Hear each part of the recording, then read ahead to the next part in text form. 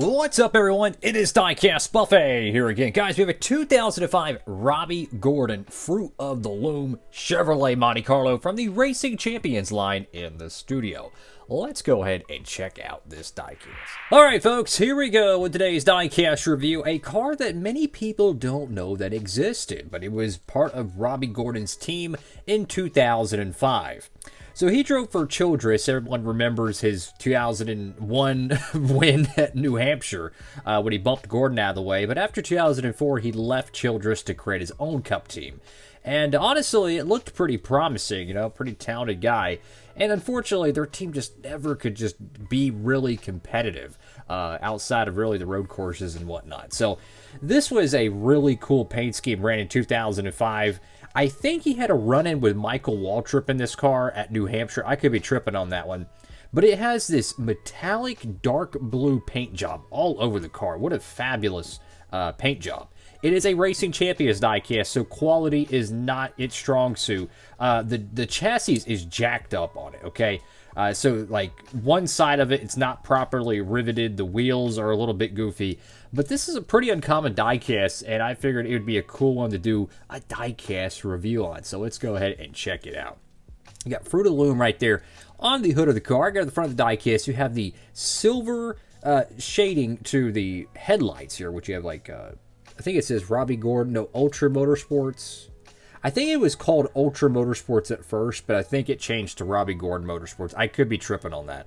I don't really remember the lore for his team, but I do know eventually he would have his own team.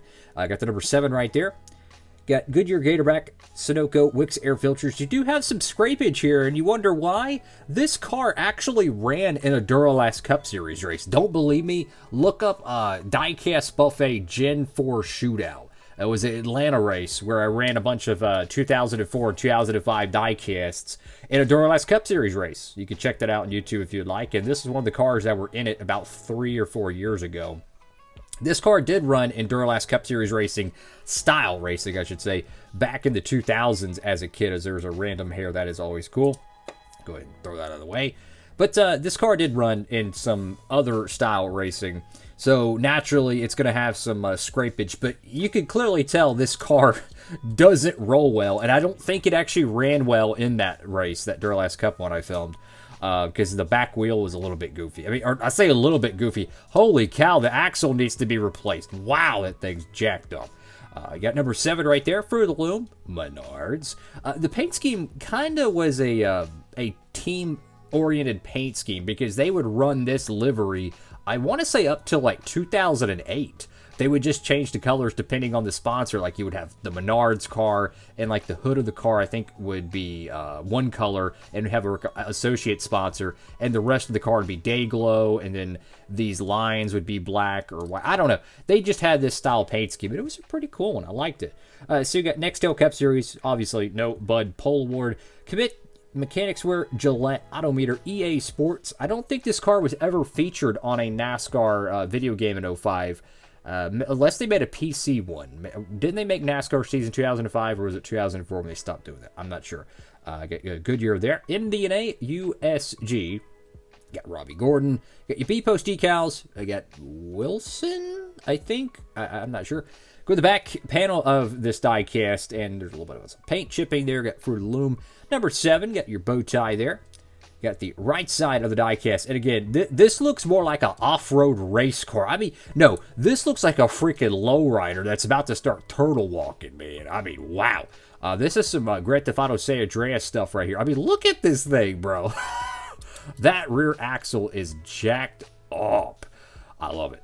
So the paint scheme is very simple. It's just a dark blue paint job, a little bit of like a dew yellow green with some red. Very simple. You know, the side skirts have that bright yellow effect to it. Pretty nice little car. Go to the top of the diecast. You have the number 7 once again.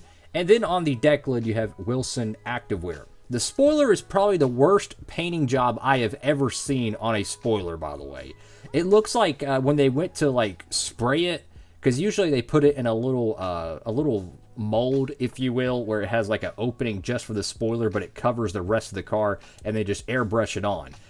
It's either they did that and it like oversprayed and the paint ran down and dried, or they brushed it on and they did it in the most absolutely sloppy way humanly possible. Like, I don't want to be that guy, but there's this kind of rose-colored glasses effect of that everything made prior to like 2009 was perfect. I could not disagree more. There was still a lot of flaws in NASCAR Diecast, even back in its heyday of the 2000s. And I'm not just talking Racing Champions. They all had quirks. The point is, what I'm trying to make is that NASCAR Diecasts have never been perfect. There's always been a few flaws. There's always been factory errors. I'm just keeping it real. That's probably a good reason why I really don't harp as much on the newer stuff when I do have an error, because I've collected diecasts my whole life. All of them have always had, every few cars I'd get, there would be an error in it, right? It don't bug me nowhere near as much as I've gotten older, because it's just like I kind of understand it in a weird way. But absolutely, this is a pretty cool paint scheme. I don't remember how many of these 2005 Robby Gordon paint schemes got made. I imagine there was some other cars he ran that season. But yeah, what a cool little paint scheme. Shame the axles are jacked up on it, though. I mean, like, literally, the axles...